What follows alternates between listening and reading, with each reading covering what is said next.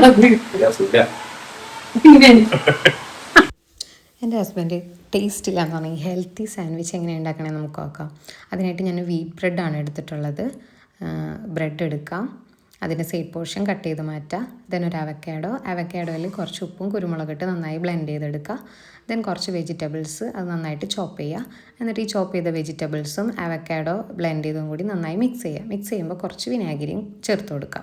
Then 2 മുട്ട അതിലോട്ട് കുറച്ച് ഉപ്പിട്ടിട്ട് നന്നായി ബീറ്റ് ചെയ്യുക. ദെൻ ചൂടായ പാനിൽ ഓയിൽ ഒഴിച്ചിട്ട് ഈ മുട്ട വറുത്തെടുക്കുക.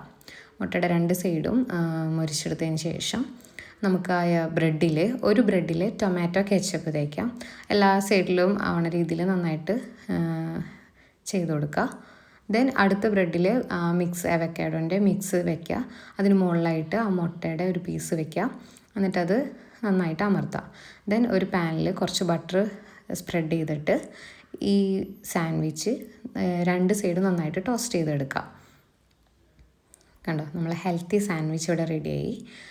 ഇത് നമുക്ക് ഇതുപോലെ കട്ട് ചെയ്തിട്ട് നമുക്ക് കുട്ടികൾക്ക് ടിഫിനും ഒക്കെ ആയിട്ട് കൊടുക്കാൻ നല്ല ഹെൽത്തിയാണ്. പക്ഷെ ആൾക്ക് ഇതൊട്ടും ഇഷ്ടമായില്ല.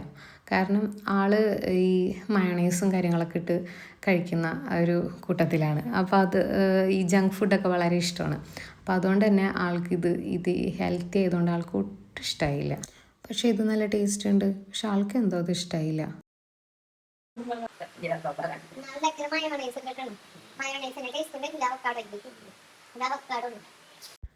ഹസ്ബൻഡിന് ഇഷ്ടമായില്ല എന്ന് പറഞ്ഞപ്പോൾ തന്നെ ഞാനൊരു പീസ് മോനും കൊടുത്തു നോക്കിട്ടോ, അവൻ എന്ത് പറയും നോക്കാൻ വേണ്ടിയിട്ട്.